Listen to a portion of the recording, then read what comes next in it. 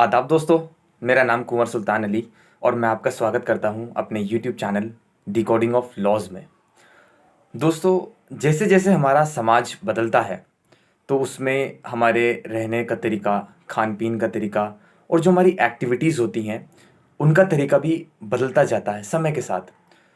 तो जो सामाजिक जो लोग होते हैं, जो क्रिमिनल्स भी उसी समाज का हिस्सा होते हैं, तो उनकी जो एक्टिविटीज़ हैं, जो क्रिमिनल एक्टिविटीज़ हैं या ऑफेंसेस हैं, वो भी समय के साथ साथ उनके तरीके या फिर उनके करने का तरीका या फिर वो क्राइम्स ही नए नए क्राइम्स हमारी सोसाइटी में जन्म लेने लगते हैं। जैसे आपने देखा होगा, कुछ ऑफेंसेस जो पहले हुआ करते थे वो अब नहीं है। तो दोस्तों, उसी के बीच कुछ ऐसे ऑफेंसेस होते हैं जो बहुत ही सोसाइटी के लिए हार्मफुल तो होते ही हैं हर ऑफेंस, लेकिन लोग जो विक्टिम होता है उसमें वो उसकी कंप्लेन करने से भी शर्माते हैं। तो दोस्तों, ये इस तरह के क्राइम्स को और ज़्यादा टैकल करने में प्रॉब्लम क्रिएट करते हैं और उनको जो है बढ़ावा देते हैं, क्योंकि उन लोगों की विक्टिम्स की यही कमज़ोरी कि वो इसे रिपोर्ट नहीं करते, इन क्राइम्स को बढ़ावा देते हैं। तो दोस्तों, आज हम इसी तरह के एक क्राइम के बारे में बात करेंगे। हालांकि दोस्तों, ये जो क्राइम है जिस पे हम बात करेंगे आज, ये थोड़ा सा शर्म के खिलाफ टॉपिक होते हैं। कुछ चीज़ें ऐसी होती हैं जिनको ओपन प्लेटफॉर्म पर आप डिस्कस करने में थोड़ी हिचकिचाहट होती है और जो कॉमन पार्लेंस में जिनका डिस्कशन आसान नहीं होता करना, तो होती हैं। लेकिन एक सभ्य समाज में एक जिम्मेदार नागरिक की ये जिम्मेदारी होती है कि वो समाज कल्याण में और अपने देश के किसी भी तरह योगदान दे, उसके निर्माण में, उसके कल्याण में। तो दोस्तों, बहैसियत एक लॉ स्टूडेंट होने के ये मेरी अव्वल तरीन जिम्मेदारी है और हम इसके अलंबरदार अलायकार होने चाहिए कि हम अपनी सोसाइटी के किसी भी तरह हेल्प आएँ, उनके जो है डेवलपमेंट में हेल्प करें, उनके कल्याण में और उनके योगदान दें, हम उनके डेवलपमेंट में और उनके सर्वाइवल में।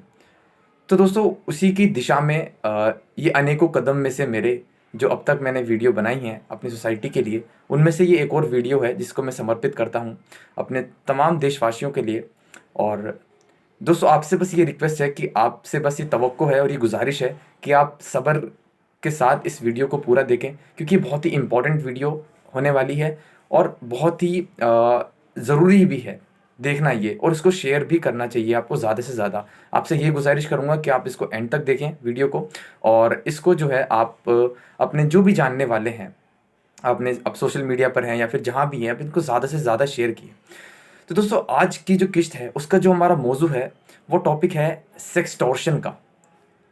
जी हाँ दोस्तों, ये जो क्राइम है, जैसे जैसे हमारे जितने भी जो ज़्यादातर लोग हैं सोसाइटी में, जब जब उन्होंने सोशल मीडिया को एक्सेप्ट किया, उनका यूज़ बढ़ता गया, हमारा जो टाइम स्पेंडिंग है सोशल मीडिया पर वो बढ़ता गया, तो कुछ क्राइम्स ऐसे हैं जो इन्हीं के माध्यम से, इलेक्ट्रॉनिक मीडिया के माध्यम से और जो सोशल मीडिया पर, इन्हीं प्लेटफॉर्म्स पर किए जाते हैं।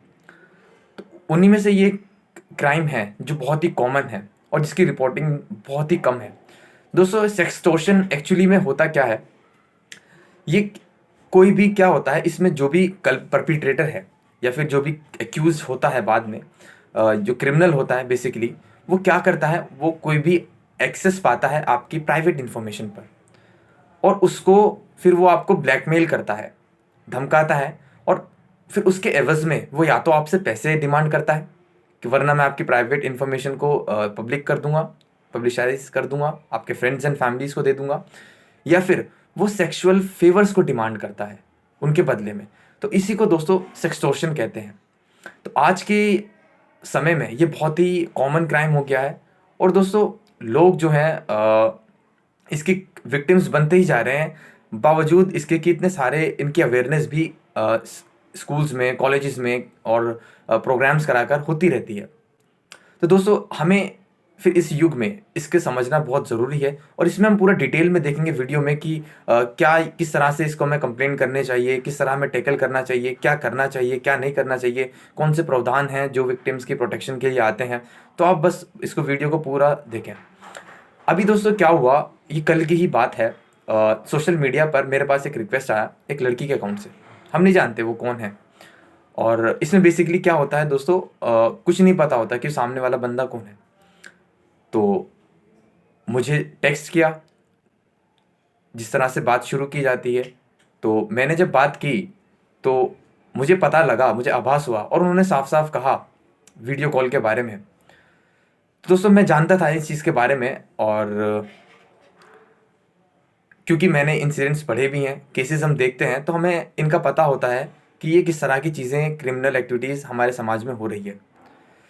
तो जब उन्होंने मुझे ये कहा इस तरह की वीडियो के लिए, वीडियो कॉल के लिए, तो तुरंत मैं समझ गया और मैंने उन्हें उपयुक्त जवाब दिया जो मुझे उस वक्त देना चाहिए था, क्योंकि उस वक्त हम कोई कंप्लेंट नहीं कर सकते उसके खिलाफ, क्योंकि कोई क्राइम हुआ नहीं था। अगर ऐसी बात होती तो हम आगे प्रोसीड करते। तो मैंने उन्हें बिफिटिंग रिप्लाई दिया और कहा कि हम वीडियो कॉल पर नहीं, कोर्ट में ही मिलेंगे अगर आप चाहते हैं तो अपने ईमेल वगैरह दीजिए, हम लोग लीगल नोटिस भेजेंगे आपको फिर। तो खैर कोई रिप्लाई नहीं आया। तो समझना दोस्तों ये है कि ये होता कैसे है।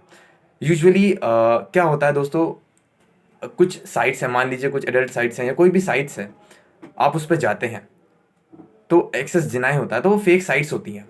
फिर बाद में आपको मैसेज वगैरह आते हैं कि आपको ये अगर एक्सेस करनी है साइट तो आप ये लिंक पर ओटीपी वगैरह डालिए, अपने मोबाइल से रजिस्टर कीजिए और जो है आपके पास मैसेज आएगा और आप उस लिंक को ओपन कर लेना। तो उस तरीके से भी ये आपके हैक कर लेते हैं, आपकी वीडियो को रिकॉर्ड कर लेते हैं, या फिर सोशल मीडिया वगैरह पर वो कॉन्टैक्ट करते हैं आपको और आपको कॉल करने के लिए कहते हैं वीडियो कॉल। और फिर जब आप वीडियो कॉल कर रहे होते हैं और आप उस अवस्था में होते हैं जो बज़ाहिर नहीं होना चाहिए, क्योंकि ये चीज़ें गलत ही हैं, सोशली, मोरली, स्पिरिचुअली, ये सब चीज़ें इंसान को रूहानी और जिस्मानी तौर पर कमज़ोर करने वाली होती हैं। तो ये चीज़ें मोरली तो गलत हैं ही। तो आपको फिर वो वीडियो रिकॉर्ड कर लेते हैं और वीडियो ख़त्म होने के बाद, कॉल ख़त्म होने के बाद वो क्या करते हैं दोस्तों, आपको फिर वीडियो सेंड करते हैं कि अगर आपको ये डिलीट नहीं करानी, या फिर आपको सॉरी, अगर आपको ये चाहते हैं कि हम इसको किसी और को शेयर ना करें, आपके नॉन्स को, तो आप हमें इतना पैसा ट्रांसफ़र कीजिए। तो पहले तो वो बहुत ही मिनिमम अमाउंट मांगते हैं। तो अक्यूज बंदे को लगता है कि चलो यार, उसे शर्म आती है, वो चाहता है कि पब्लिक ना हो, किसी को पता ना चले, तो वो थोड़ा सा अमाउंट दे देता है। फिर किसी और नंबर से कॉल आता है उसी तरह। तो ये बहुत सारा एक्सटॉर्ट कर लेते हैं अमाउंट। फिर कुछ लोग इसमें क्या होते हैं, वो डिप्रेशन में चले जाते हैं और अपनी आत्महत्या भी कर लेते हैं। इस तरह से पूरा रैकेट चलता है दोस्तों इनका, इन लोगों का जो सेक्सटॉर्शन में करते हैं। तो अगर कोई भी, अब सवाल आता है कि तो करें क्या। सबसे पहले तो दोस्तों यही है कि आप किसी भी अननोन से इंटरेक्ट ना हो, किसी भी अननोन लिंक पर जो है क्लिक ना करें, किसी से भी अननोन वीडियो कॉल ना करें। और अगर आपके साथ ऐसा हो जाता है या आपके नॉन में किसी के साथ हो जाता है, तो किसी भी एविडेंस को, जो वीडियो उन्होंने भेजा है या फिर आपके जो चैट्स वगैरह हैं, उनको डिलीट ना करें, क्योंकि वो एक बेसिस बनता है इन्वेस्टिगेशन का, जिस पर पुलिस इन्वेस्टिगेशन करती है और अपनी रिपोर्ट फाइल करती है। तो इसमें ये बहुत ज़रूरी है कि आप उस वीडियो को जो है, उन चीज़ों को डिलीट ना करें। फिर दोस्तों क्या होता है, इसका कंप्लेन करना ज़रूरी है, क्योंकि अगर आप कंप्लेन नहीं करते हैं, इसमें क्या होता है, फिर उन लोगों को बढ़ावा मिलता है उस तरह के क्राइम्स को करने का। और लोग क्राइम को रिपोर्ट क्यों नहीं करते, उन्हें लगता है कि उनकी बदनामी हो सकती है और उनके घर वालों को पता लग सकता है या फिर सोसाइटी में उनको पता लग सकता है। तो दोस्तों मैं आपको इसमें बता दूं कि जब पुलिस को आप इन्फॉर्मेशन देते हैं इन क्राइम्स के बारे में, तो पुलिस किसी को नहीं बताएगी। ऐसा नहीं है कि वो आपका अखबार में नाम आ जाएगा या फिर आपके घर वालों को बता देंगे। इन चीज़ों को कॉन्फिडेंशियल रखा जाता है अगर आप बच्चे नहीं हैं, ठीक है। और वो आपको खुद ही बुलाते हैं स्टेशन में, और आपका जो पर्सनल कॉन्टैक्ट होता है उस पर वो कॉन्टैक्ट करते हैं, आपको बुलाते हैं पर्सनली, और पब्लिकली नहीं होती इनकी चीज़ों की रिपोर्टिंग। तो आप घबराएं ना। और अगर कोई ऐसा करता भी है, आपकी डिस्क्लोज करता है इन्फॉर्मेशन कोई पुलिस ऑफिसर, तो सेक्शन इसका जो वो है, आईटी एक्ट है 2000 का, इंफॉर्मेशन टेक्नोलॉजी एक्ट, उसका सेक्शन 72 है, उसमें आप पेनल्टी है फिर उस ऑफिसर्स को, पब्लिक गवर्नमेंट ऑफिसर्स को जो इसमें डिस्क्लोज करते हैं विदाउट परमिशन आपकी इन्फॉर्मेशन को। तो आप इसकी चिंता ना करें और इनको रिपोर्ट ज़रूर करें, और बिल्कुल भी पैसे ना दें, किसी को भी पैसे नहीं देने हैं इस केस में। तो दोस्तों कंप्लेन कैसे करना है इसको, देखो इससे या तो ऑफलाइन कंप्लेन हो सकती है, आप अपने पुलिस स्टेशन में जाइए नज़दीक में, वहाँ पे साइबर सेल होता है, उनको जो है इन्फॉर्म कर दीजिए आप, या फिर आपको एप्लीकेशन लिख दीजिए साइबर सेल के जो हेड हैं उनको, वो आपको बताएंगे। फिर कुछ डॉक्यूमेंट्स वगैरह वो मांगते हैं, जैसे कि चैट की हार्ड कॉपी मांग लेंगे, सॉफ्ट कॉपी मांग लेंगे, है ना। तो इनके प्रूफ्स वगैरह मांग लेंगे, सोशल मीडिया पर या ईमेल्स वगैरह है तो उसकी चैट वगैरह के प्रिंटेड कॉपीज़ मांग सकते हैं वो। इस तरह के डॉक्यूमेंट्स चाहिए होते हैं, और आपका फ़ोन नंबर, एड्रेस, ईमेल वगैरह ये लिया जाता है। या फिर आप ऑनलाइन भी कंप्लेन कर सकते हैं इसकी। ऑनलाइन कंप्लेन का जो पोर्टल है वो है होम मिनिस्टर की जो वेबसाइट है उस पर जाइए आप, या फिर cyber.government.in करके ये पोर्टल है पूरा साइबर क्राइम्स को रिपोर्ट करने का, उस पर आप जाके कर सकते हैं। और उसमें आप एनोनिमस, मतलब अपना नाम वगैरह नहीं बताना चाहते फ़िलहाल में, तो आप एनोनिमसली भी रिपोर्ट कर सकते हैं। तो ये तो हो गया दोस्तों रिपोर्ट का। अब देखते हैं दोस्तों इसकी पनिशमेंट क्या क्या है। दोस्तों बहुत सारे जब इस तरह का क्राइम कोई होता है तो उसमें बहुत सारे ऑफेंसेस, केसेस, सेक्शंस इन्वॉल्व हो सकते हैं। ये काम तो आप अपने लॉयर पर छोड़ दीजिए, क्योंकि लॉयर बहुत सारे क्राइम्स को ऐसे भी ला देगा उस सेक्शन में, उस केस में जहाँ पर आपको किसी को लगेगा भी नहीं।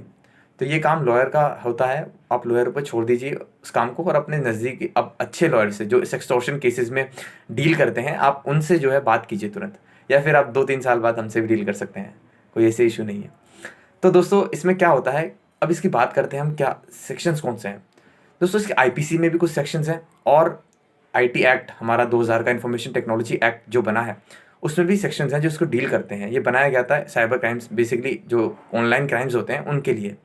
तो आईपीसी में, और खासकर इसमें अगर विक्टिम महिला होती है तो भी, तो कुछ अलग सेक्शंस हैं जो सिर्फ महिलाओं को प्रोटेक्शन के लिए बने हैं। जैसे फॉर एग्जांपल क्या होता है दोस्तों, मान लीजिए जो अथॉरिटी वाले ऑफिसर्स होते हैं या फिर जो पोजीशन वाले लोग होते हैं, जैसे मान लीजिए डॉक्टर है, टीचर है, बॉस है, वो क्या कर सकते हैं आपसे, उनके पास आपकी कोई इन्फॉर्मेशन है या फिर अ, वो डिस्क्लोज करने की बात करते हैं या फिर फेल करने की बात करते हैं और आपसे सेक्सुअल, विमेन से सेक्सुअल फेवर्स मांगते हैं, तो उनके लिए भी अलग अलग से एक्ट्स वगैरह भी हैं। तो स्पेशल विमेन के लिए, अगर विमेन विक्टिम है तो भी उनके अलग से ऑफेंसेस बनाए हुए हैं। तो इसी को दोस्तों सेक्सटॉर्शन कहते हैं।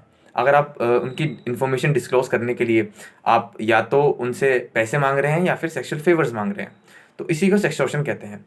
तो दोस्तों सेक्शन 80 है आईटी एक्ट का, वो सबसे पहले लागू होगा, क्योंकि बिना परमिशन के किसी की प्राइवेट फ़ोटो को, इनको पब्लिक करना, ये उसमें ऑफेंस है आईटी एक्ट में।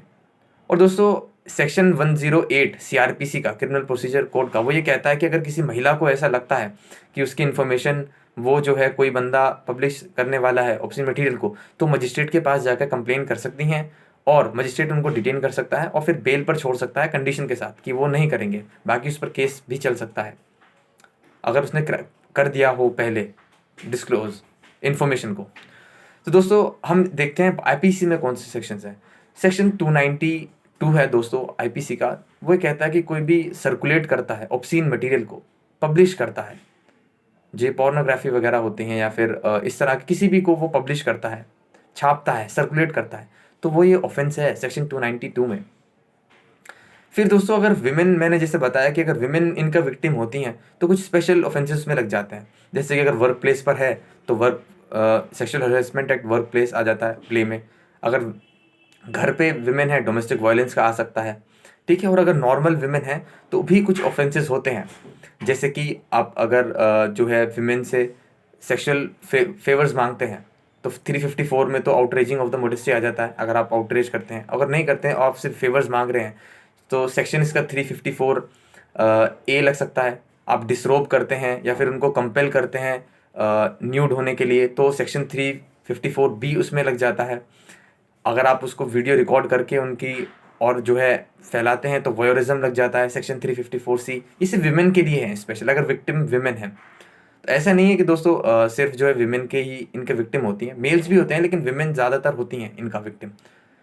तो और भी ऑफेंसेस हैं, जैसे मैं आपको बताता हूँ पूरी लिस्ट इसमें हमारे पास है।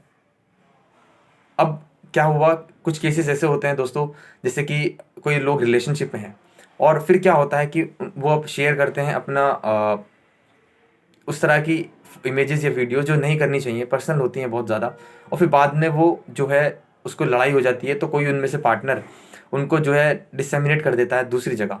तो क्रिमिनल ब्रीच ऑफ ट्रस्ट भी इसमें आ जाता है इशू, क्योंकि ट्रस्ट करके कोई चीज़ आपको दी जाती है और आप उसको जो है ब्रीच कर रहे हैं, तो भी क्रिमिनल ब्रीच ऑफ ट्रस्ट का भी आ जाएगा। बाकी जो सेक्शंस लगे हैं उनमें से अगर कोई फॉल होता है या एक या दो तो भी लग जाएगा, और क्रिमिनल ब्रीच ऑफ ट्रस्ट भी लग जाएगा। डिफेम कर रहे हैं आप सोसाइटी में, उनकी जो वर्थ है, जो उनकी रेपुटेशन है, उसको आप डिफेम कर रहे हैं, तो सेक्शन 499, 500 इसमें डिफेमेशन में भी केसेस वो आ सकते हैं। तो ये सब दोस्तों आईपीसी के सेक्शंस की हम बात कर रहे हैं बेसिकली। अब आईटी एक्ट जो है वो सिर्फ विमेन की बात नहीं करता, वो सबकी बात करता है। यानी कि हो सकता है कि विमेन इस तरह के केसेस में या रैकेट में इन्वॉल्व हो, तो फिर जो है हमारा मेल विक्टिम्स हो सकते हैं उसमें। तो आईटी एक्ट के जो सेक्शंस हैं अगर हम इनको देखें तो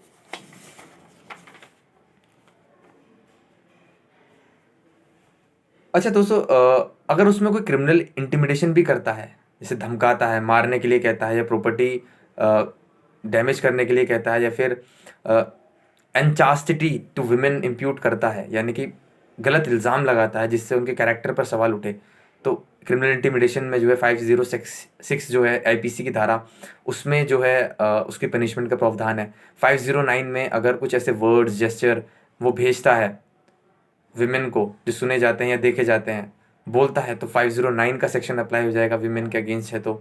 और दोस्तों अगर वो मैसेज करके बार बार परेशान कर रहा है तो स्टॉकिंग का भी चार्ज उस पर लग सकता है, 354D। तो इतने सारे ये हैं ऑफेंसेस। तो बेसिकली ये भी विमेन के लिए थे।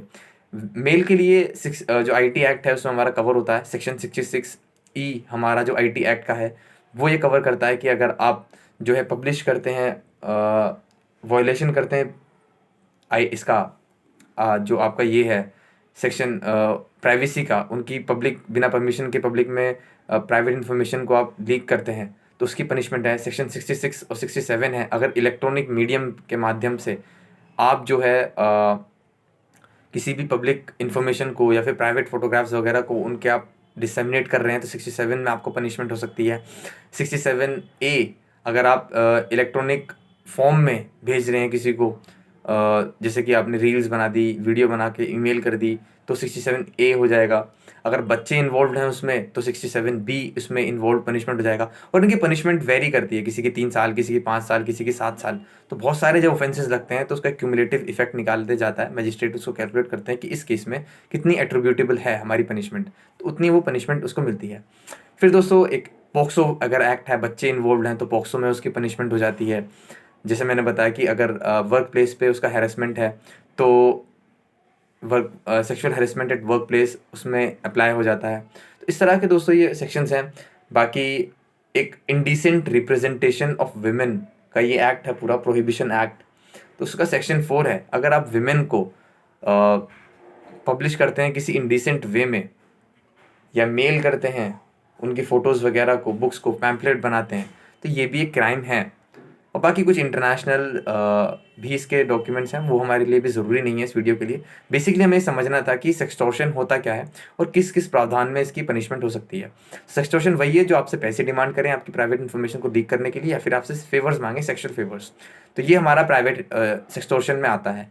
तो इससे बचने का क्या तरीका है, बस आप इनसे अपने दूर रखें। अननोन लिंक्स, अननोन से वीडियो कॉल ना करें, डिलीट ना करें, तुरंत रिपोर्ट करें, कुछ पैसे ना दें इन्हें, किसी को भी पेमेंट नहीं करनी है आपको। और इनको जो है आपकी इन्फॉर्मेशन इसमें जो है हाइड रखी जाती है ना, पब्लिक नहीं की जाती। दूसरा हमने देखा कि ऑफेंसेस हैं, अगर विमेन है तो कुछ अलग से स्पेशल ऑफेंसेस हैं। बाकी जो हमारा इंफॉर्मेशन टेक्नोलॉजी एक्ट है तो उसमें आती है, ऑफेंसेस कवर होते हैं। दोस्तों ये था आज की वीडियो में, बस इतना ही।